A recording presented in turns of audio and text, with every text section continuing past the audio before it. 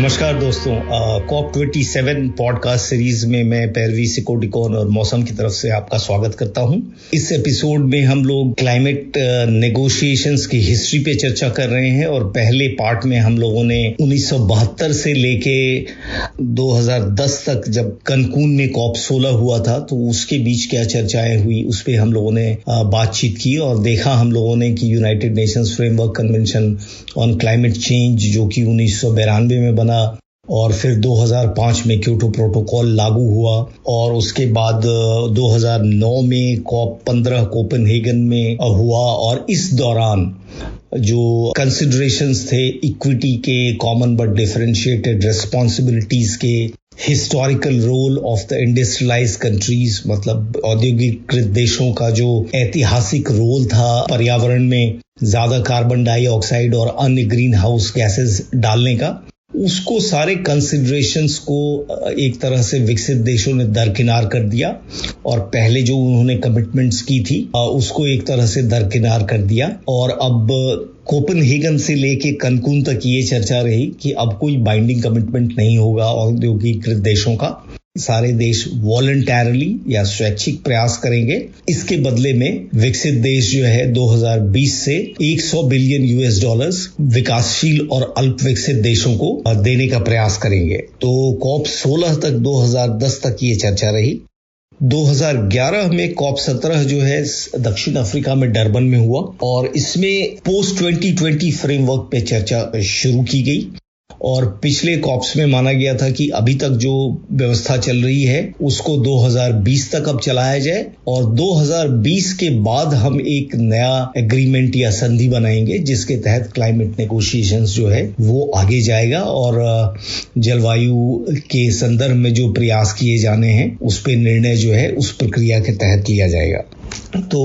Durban में post 20 framework की चर्चा शुरू हुई और जैसा कि हम लोग कह रहे हैं कि इसमें कोई इक्विटी का कंसिडरेशन नहीं था, इसमें कोई डिफरेंशिएशन नहीं था औद्योगिक देशों में और विकासशील और अल्प विकसित देशों में और सभी को स्वैच्छिक प्रयास करने थे। और स्वैच्छिक प्रयास का क्या मतलब होता है? आप करना चाहें तो करें, ना करना चाहें तो ना करें, जो कि एक तरह से जो वैज्ञानिक तथ्य थे और जो विज्ञान की आवश्यकता थी कार्बन डाइऑक्साइड और दूसरे ग्रीन हाउस गैसेस कम करने के लिए ताकि जलवायु परिवर्तन को रोका जा सके, उस सारी चीजों को धता बताते हुए इस तरह के फ्रेमवर्क की तरफ क्लाइमेट नेगोशिएशंस बढ़ गई। और इसमें 2011 में डरबन में जो निर्णय हुआ वो निर्णय ये हुआ कि पोस्ट 2020 फ्रेमवर्क हम एक स्थापित करेंगे और इसमें कुछ यूरोपियन यूनियन के कंट्रीज चाहते थे कि स्ट्रॉन्ग कमिटमेंट्स हों, बाइंडिंग कमिटमेंट्स हों फिर, लेकिन अमेरिका नहीं चाहता था, बिल्कुल किसी तरह के बाइंडिंग कमिटमेंट के खिलाफ था। और विकासशील देश भी इस डर से कि उनके यहाँ विकास के प्रगति पे कोई बाइंडिंग कमिटमेंट अगर वो कर लें तो वो रोड़े अटकाएगा, इस डर से वो लोग भी बाइंडिंग कमिटमेंट नहीं करना चाहते थे। 2011 में निर्णय हुआ कि पोस्ट 2020 फ्रेमवर्क जो है वो या तो एक प्रोटोकॉल हो सकता है या एक लीगल अग्रीमेंट हो सकता है या agreement with a legal force हो सकता है। और ये काफी एक तरह से वेग डेफिनेशन था किस तरह का अग्रीमेंट हम चाहते हैं उसको लेके। और उस कॉप के दौरान एक न्यूजीलैंड ने एक प्रपोजल दिया था कि पोस्ट 2020 फ्रेमवर्क जो हो उसके कुछ पार्ट्स जो हैं बाइंडिंग हो सकते हैं और कुछ पार्ट्स जो हैं नॉन बाइंडिंग या वॉलंटरी या स्वैच्छिक हो सकते हैं। उनका कहना था कि सभी देश अपनी इच्छा बताएंगे, अपना प्लेज देंगे और उसको कम करने की कोशिश करेंगे और वो जो एक बार प्लेज देते हैं वो उनके लिए अपने राष्ट्र में वो लीगली बाइंडिंग होगा, लेकिन अंतर्राष्ट्रीय स्तर पे वो लीगली बाइंडिंग नहीं होगा। अंतर्राष्ट्रीय स्तर पे कुछ चीजें जैसे मॉनिटरिंग कैसे हो, रिपोर्टिंग कैसे हो, ट्रांसपेरेंसी फ्रेमवर्क किस तरह का हो, ये सब चीजें बाइंडिंग हो सकती हैं, लेकिन एमिशन रिडक्शन के प्लेजेस जो हैं वो बाइंडिंग नहीं होगी। तो ये हम देखते हैं कि ऐसे नेगोशिएशंस में जहां तक खास करके विकसित देशों की ज्यादा भागीदारी रहती है और उनका रोल और डिसीजन में एक तरह से दादागिरी ज्यादा रहती है, तो वो किसी तरह का बाइंडिंग कमिटमेंट करने को तैयार नहीं थे। तो 2011 के बाद कॉप 18 जो है अगले साल दोहा में हुआ, कतर में 2012 में, और इसके तहत second commitment period of Kyoto protocol तय किया गया। और जैसा कि हम लोगों ने पहले चर्चा की है कि क्योटो प्रोटोकॉल का पीरियड या अवधि जो है वो 2008 से 2012 तक ही थी। तो 2012 के बाद और 2020 के बीच क्या प्रयास होंगे उसको एड्रेस करने के लिए दोहा कॉप 18 में क्योटो प्रोटोकॉल में एक अमेंडमेंट किया गया, जिसमें कि ये कहा गया कि 2013 से लेके 2020 तक जो है क्योटो प्रोटोकॉल का सेकेंड कमिटमेंट पीरियड माना जाएगा। और जिन देशों को क्योटो प्रोटोकॉल के फर्स्ट पीरियड में बाइंडिंग कमिटमेंट्स थी, जैसा कि हमने पहले चर्चा की, 5.2% उनको अपना उत्सर्जन 1990 के लेवल से स्तर से कम करना था, उन्होंने इसमें कोई भी बाइंडिंग कमिटमेंट लेने से इनकार कर दिया और उन्होंने कहा कि हम रिव्यू करेंगे कमिटमेंट्स और देखते हैं क्या कर सकते हैं। बिल्कुल एक तरह से इसी तरह की बातचीत थी। कई सारे देश ने स्पष्ट रूप से क्योटो प्रोटोकॉल का सेकेंड कमिटमेंट पीरियड लेने से इनकार कर दिया, जिसमें कि कनाडा, ऑस्ट्रेलिया, जापान, न्यूजीलैंड जैसे देश थे। अब हम 2012 में जब आ गए हैं और क्योटो प्रोटोकॉल का फर्स्ट कमिटमेंट पीरियड खत्म हो गया, तब ये देखना लाजमी होता है कि क्योटो प्रोटोकॉल के फर्स्ट पीरियड में क्या हुआ और औद्योगिकृत देशों ने, एनेक्सर 1 कंट्रीज ने कितना उत्सर्जन अपना कम किया। जहां तक एक तरह से इन देशों को 5.2% उत्सर्जन 1990 के स्तर पे कम करना था। बहुत सारे नॉन यूरोपियन कंट्रीज जो थे एनेक्सर 1 की लिस्ट में, जैसे कि यूएस, कनाडा, जापान, ऑस्ट्रेलिया, इन्होंने अपना उत्सर्जन कम करने के बजाय इनका उत्सर्जन अगर हम देखें तो 2012 तक 1990 के स्तर से 6% बढ़ा था, कम होने की बजाय। वेस्टर्न यूरोप के, पश्चिमी यूरोप के कुछ देशों ने थोड़े बहुत प्रयास किए और अपना उत्सर्जन 7% से कम किया, जहां की उनको तकरीबन 8% से कम करना था। तो वो एक तरह से अपने लक्ष्य के सबसे करीब थे। और अगर हम पूरे एनेक्सर 1 कंट्रीज को देखें तो उनका उत्सर्जन 16% से कम हुआ 1990 के स्तर से। तो इसका मतलब ये नहीं है कि इन लोगों ने बहुत प्रयास किया, जैसा कि हम लोगों ने देखा कि नॉन यूरोपियन कंट्रीज ने कम करने के बजाय अपना उत्सर्जन बढ़ाया और यूरोपियन कंट्रीज भी इसमें पीछे ही रहे लक्ष्य को प्राप्त करने के लिए। तो उत्सर्जन कम हुआ 1991 के बाद, सोवियत रूस के विघटन के बाद। आप जानते हैं कि कई सारे देश बन गए और इकोनॉमीज इन ट्रांजिशन जो था, और रूस में भी भारी एक तरह से कमी आई इकोनॉमी में, और एक तरह से ये मंदी का वक्त था पूरे रूस और ऐसे देश जो कि रूस के सोवियत यूनियन के हिस्सा थे पहले, तो उसमें भारी उत्सर्जन में कमी आई। और ये जो देश थे पूर्वी यूरोपीय देश, उसमें उत्सर्जन 55% से औद्योगिक और आर्थिक मंदी की वजह से कम हुआ। तो ये मूल रूप से कारण था कि कलेक्टिवली एनेक्सर 1 कंट्रीज जो है अपना उत्सर्जन क्यों कम कर पाए क्योटो प्रोटोकॉल के तहत। हालांकि एक चीज इसमें और देखने की है कि जिन देशों ने भी ये क्लेम किया कि हमने उत्सर्जन कम किया है, उन्होंने इस दौरान मूल रूप से अपने कल कारखाने बहुत बड़े मात्रा में एशिया के देशों में और दूसरी जगह पे बिठाए, ताकि उनका उत्सर्जन कम हो सके। और वो प्रोडक्शन कहीं और होता था, लेकिन कंजम्पशन के लिए वो सामान इन औद्योगिकृत देशों में ही जाता था। और इस पूरे अवधि के दौरान 1990 से लेके 2012 के दौरान अगर हम देखते हैं तो ये एनेक्स 1 कंट्रीज का ट्रेड एमिशंस एक तरह से 40% से बढ़ा। तो जहां एक तरफ वो दिखा रहे थे कि 16% उनका एमिशन कम हुआ है, उत्सर्जन कम हुआ है इस पीरियड में, वहीं उनका ट्रेड एमिशंस या कंजम्पशन एमिशन कहें वो भारी तौर पे बढ़ा, ना कि कम हुआ। तो हम देखते हैं कि किस तरह से एनेक्सर 1 कंट्रीज, बड़े औद्योगिकृत देश जो थे यूरोप में, अमेरिका में और एशिया में, उन्होंने इस तथ्य को छुपाया। और आज भी हम सिर्फ टेरिटोरियल एमिशंस काउंट करते हैं, ना कि कंजम्पशन और ट्रेड एमिशंस को। तो ये एक बहुत बड़ी कमी जो है ये पूरे क्लाइमेट नेगोशिएशंस के प्रोसेस में रही है। अगला कॉप जो है वो 2013 में पोलैंड में वार्सो में हुआ। वार्सो कॉप में 2013 में सारे देशों को कहा गया कि आप इंटेंडेड नेशनली डिटरमिन्ड कॉन्ट्रीब्यूशंस अपना दें। मतलब ये था कि आप अपने राष्ट्र के स्तर पे तय करें कि आप अपना उत्सर्जन कम करेंगे और वो प्लेज जो है यहाँ अंतर्राष्ट्रीय स्तर पे करें और उसमें लगातार कोशिश की जाएगी कि ऐसे प्लेजेस को मजबूत किया जा सके। जैसा कि हम लोग जानते हैं कि पोलैंड यूरोप का सबसे बड़ा कोल यूजर है और अभी तक भी शायद 80 से अधिक प्रतिशत जो है ऊर्जा की पूर्ति पोलैंड में कोयले से ही होती है। तो इस कॉप में पोलैंड ने कोशिश की कि कोयले को एक स्वच्छ ईंधन की तरह दिखाया जा सके और इसके लिए उन्होंने कॉप के साथ ही एक कोल समिट भी किया जिसका कि पूरी दुनिया में विरोध हुआ। इन सब चीजों को लेके जितने भी सामाजिक संस्थाएं या नागर संस्थाएं थी उन्होंने कॉप खत्म होने से एक दिन पहले ही अपना बैजेस वगैरह दे के सौंप के इस कॉप से वॉकआउट किया। एक तरह से वार्सा कॉप और ऑर्गेनाइजर के अप्रोच के प्रतिरोध में उन्होंने इस कॉप से वॉकआउट किया। 2014 में अगला कॉप लीमा में हुआ और लीमा में पोस्ट 2020 फ्रेमवर्क किस तरीके का हो उस पे चर्चा रही और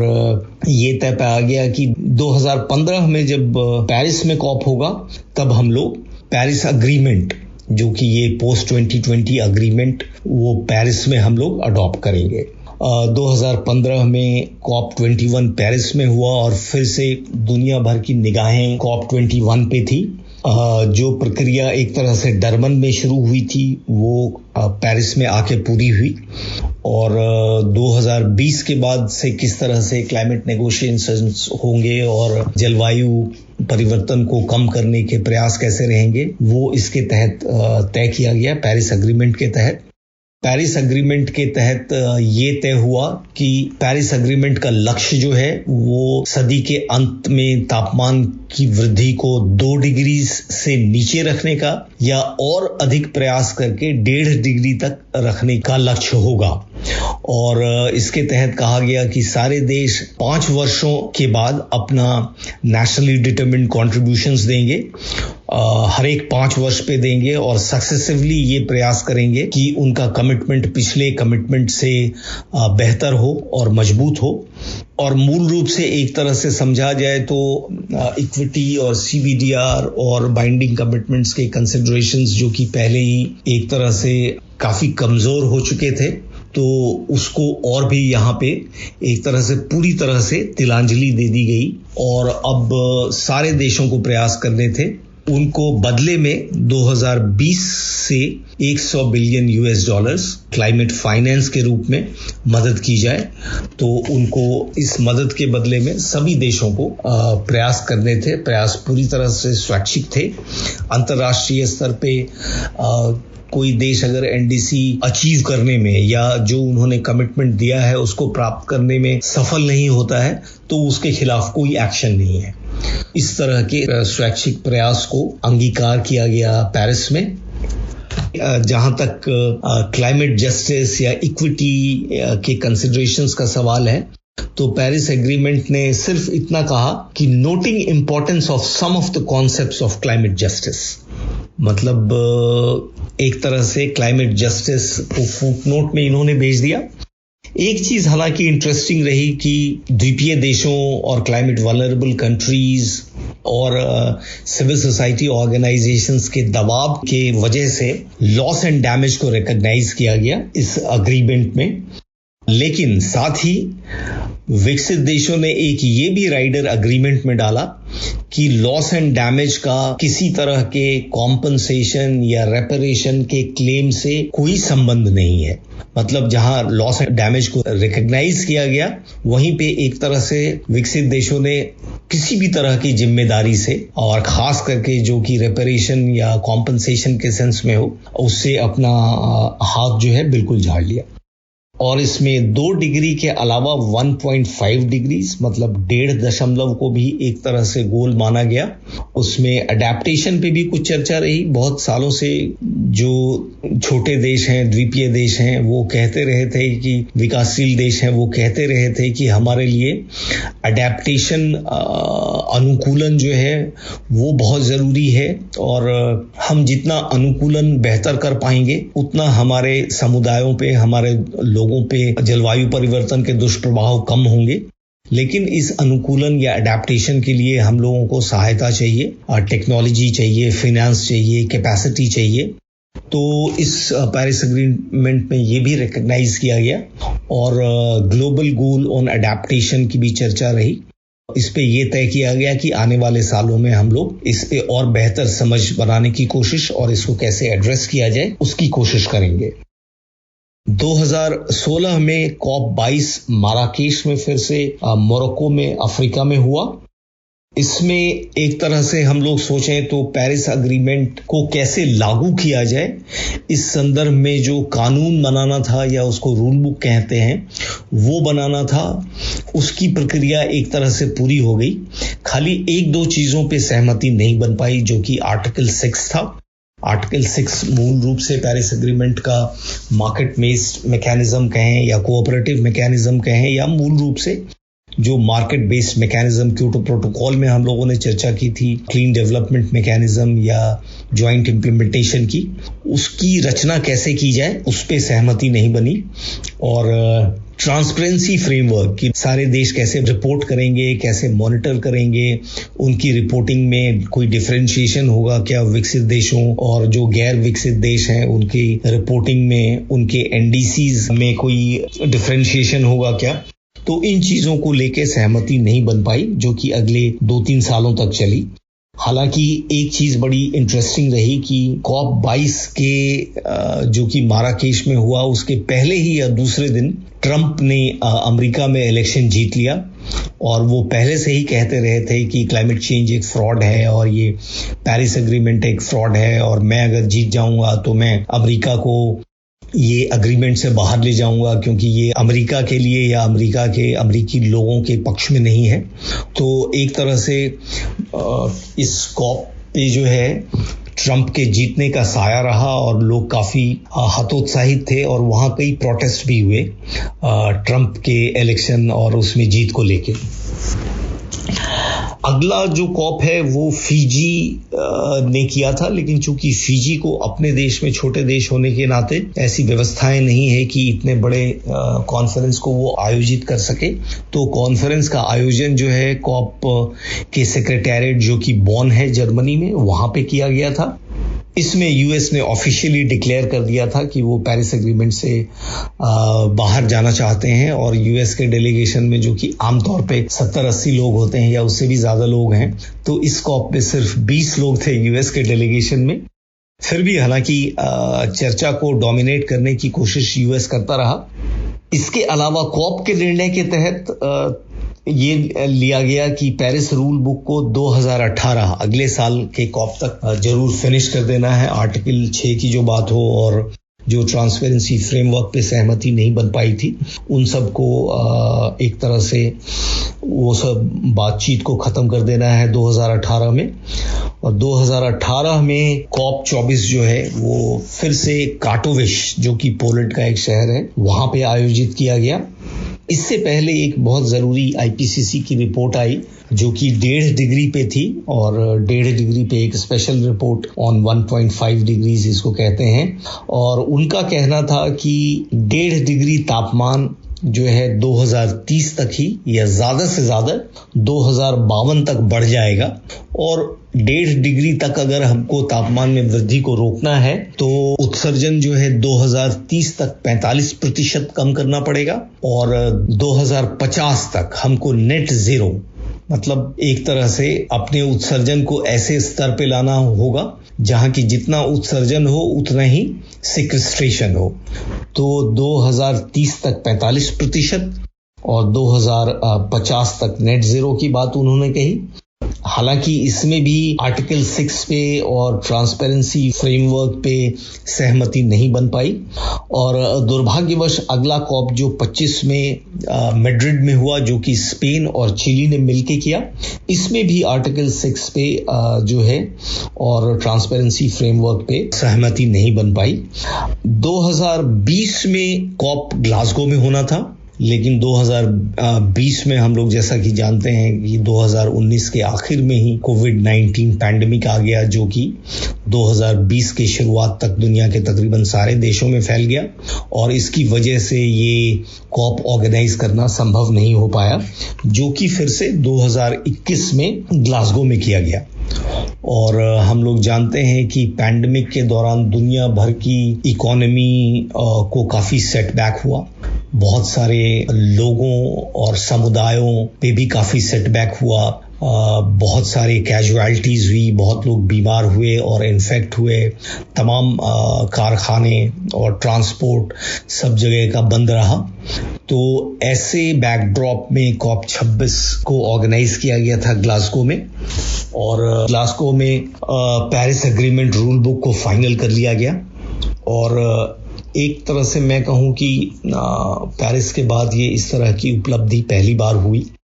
देखने से कागज पे बड़ी लगती है, लेकिन उसकी गहराई में जब हम जाएंगे तो शायद बहुत दम नहीं लगता है ग्लासगो में भी जो पैकेज आया उसको। इसमें कॉप ने ये निर्णय किया कि वैज्ञानिक जो तथ्य हैं उसके आधार पे अभी भी हम जो पेरिस एग्रीमेंट के गोल्स हैं उससे काफी पीछे हैं और हमको प्रयास करना चाहिए कि तापमान में वृद्धि को 1.5 डिग्री तक ही रोका जाए, बजाय कि 2 डिग्री या 2 डिग्री से नीचे, जो कि पेरिस एग्रीमेंट का एक तरह से मुख्य लक्ष्य था।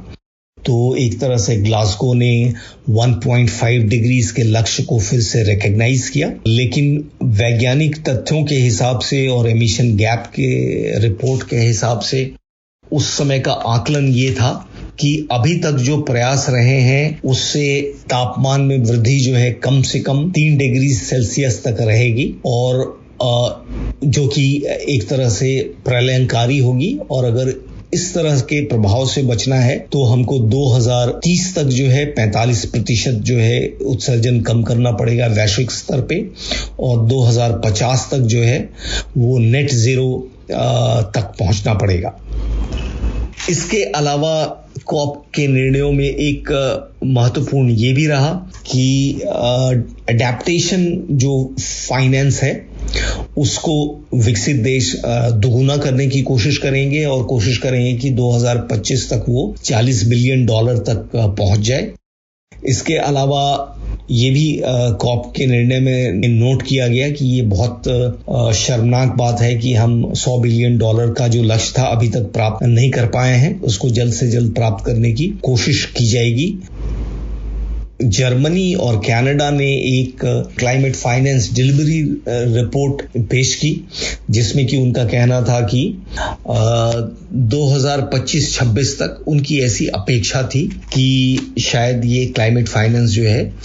अपना $100 बिलियन का लक्ष्य प्राप्त कर लेगा। इसके अलावा अडेप्टेशन पे भी चर्चा रही और एक 2 साल का एक प्रोग्राम जो है वो स्थापित किया गया, जो कि ग्लोबल गोल ऑन अडेप्टेशन को डिफाइन करने में इसके लक्ष्य क्या होंगे, इसको कैसे एड्रेस किया जा सकता है, उन सब चीजों को करने की कोशिश करेगा। द्वीपीय देशों, क्लाइमेट वल्नरेबल कंट्रीज और सिविल सोसाइटी ऑर्गेनाइजेशंस ने इस कॉप में भी लॉस एंड डैमेज पे काफी चर्चा की और उनकी डिमांड थी कि लॉस एंड डैमेज को एड्रेस करने के लिए एक फाइनेंशियल मैकेनिज्म क्रिएट किया जाए, जो कि इस कॉप ने एक तरह से कहा जाए कि नकार दिया इस डिमांड को और उन्होंने कहा कि हम एक चर्चा शुरू करेंगे, एक डायलॉग शुरू करेंगे 2024 तक, जिसमें कि हम ये देखने की कोशिश करेंगे कि financial mechanism loss and damage का कैसे एस्टैब्लिश किया जा सकता है। इसके अलावा बहुत सारी प्लेज रहे वो कॉप की ऑफिशियल प्रोसेस से बाहर रहे, लेकिन इसमें बहुत सारा, एक तरह से देखें हम तो 100 से ज्यादा अनाउंसमेंट और प्लेजेस हुए, जिसमें कि कुछ जो है महत्वपूर्ण उसकी हम लोग चर्चा करेंगे। पहला तो मीथेन प्लेज था एक, जो कि 109-10 देशों ने ये तय किया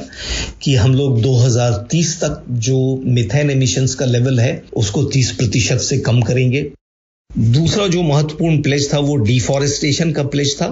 जिसमें कि काफी सारे देशों ने, तकरीबन 150 देशों ने मिलकर ये प्लेज किया कि 2030 तक हम डिफॉरेस्टेशन को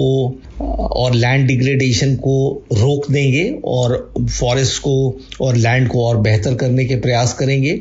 इसके लिए तकरीबन $18 बिलियन का कमिटमेंट भी आया कुछ देशों का। उसके अलावा इसमें तकरीबन 40 देशों ने मिलकर ये तय किया कि हम अपने यहाँ डोमेस्टिक कोल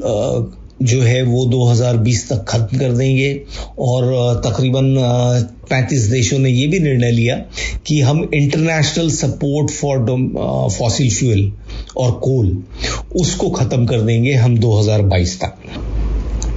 इसके अलावा beyond oil and gas alliance ने ये भी कहा कि हम ऑयल और गैस एक्सप्लोरेशन के लिए और प्रोडक्शन के लिए नए कोई भी लाइसेंस नहीं देंगे। बहुत सारे देशों ने मिलकर ये भी तय किया कि हम 2040 तक इंटरनल कंबशन इंजन, मतलब पेट्रोल और डीजल से चलने वाली जो गाड़ियां हैं वो खत्म कर देंगे, और विकसित देशों में ये लक्ष्य 2035 तक ही प्राप्त करने की कोशिश करेंगे। कुछ देशों ने ऐसे ट्रक्स को भी खत्म करने की बात करी। तो एक तरह से जहां हम लोगों ने देखा कि रेटोरिक्स पे और विजुअल्स पे ये कॉप काफी ऊपर था, और इन्होंने क्लेम किया कि हमने 1.5 डिग्रीज के लक्ष्य को एक तरह से फिर से जिंदा कर दिया है, लेकिन असलियत में हम अगर देखें तो प्रयास तभी तक काफी नाकाम थे, और उसको देखते हुए तापमान में वृद्धि सदी के अंत तक तकरीबन 2.8 डिग्रीज तक होने वाली थी। इसमें जो प्लेजेस आए उसको मान के भी चलें तो 2.7 डिग्रीज तक ही कम होने की संभावना आई, जबकि प्रोजेक्शंस जो था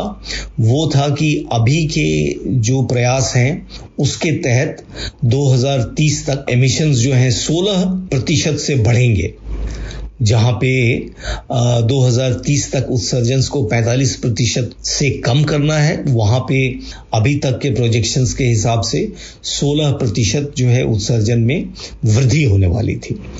तो बहुत सारे कॉन्ट्राडिक्शंस का ये कॉप रहा, और उसके अलावा सिविल सोसाइटी ऑर्गेनाइजेशंस के पार्टिसिपेशन में काफी दिक्कत हो रही कोविड रेस्ट्रिक्शंस को लेके। बहुत सारे नेगोशिएशंस जो हैं वो ओपन नहीं थे, और जो ओपन भी थे उसमें भी कुछ गिनती के लोग ही जा सकते थे नेगोशिएशंस में। सिविल सोसाइटी ऑर्गेनाइजेशंस के बहुत सारे जो साइड इवेंट्स थे वो वर्चुअल कर दिए गए थे, और उसमें भी स्पीकर्स के अलावा किसी को जाने की अनुमति नहीं थी। तो सिविल सोसाइटी ऑर्गेनाइजेशंस के पार्टिसिपेशन में काफी दिक्कतें रही। हालांकि इस कॉप के दौरान एक बड़ी ग्लोबल प्रोटेस्ट के हैं वो भी हुआ ग्लासगो में, जहां पे कि 1.5 लाख लोग इकट्ठे हुए, और इसमें देख के बड़ा अच्छा लगा कि काफी मात्रा में लोकल लोग थे, और जो कि विकसित देशों के इस तरह के झूठे प्रयासों के खिलाफ थे और जेन्युइन ट्रांसफॉर्मेशन चाहते थे, और उन्होंने सिविल सोसाइटी ऑर्गेनाइजेशंस की आवाज को काफी मजबूत किया। तो ये COP 26 तक का प्रयास है। COP 26 तक के क्लाइमेट नेगोशिएशंस की हिस्ट्री है, जिसमें हम लोग देख रहे हैं कि पूरे नेगोशिएशंस के दौरान विकसित देश जिनके पास की संसाधन है, टेक्नोलॉजी है, क्षमता है ज्यादा प्रयास करने की, वो अपने प्रयासों से पीछे हटते रहे हैं, और बहुत थोड़े पैसे का ऑफर देके उन्होंने विकासशील और द्वीपीय देश और छोटे अल्प विकसित देशों को भी मजबूर किया है कि नेगोशिएशंस में उनके टर्म्स को वो अग्री करें। तो एक तरह से अभी तक जो COP की नेगोशिएशंस की यात्रा रही है वो यहाँ COP 26 पे पूरी होती है, और अगले पॉडकास्ट के एपिसोड में हम लोग इस COP में क्या इम्पोर्टेंट होगा,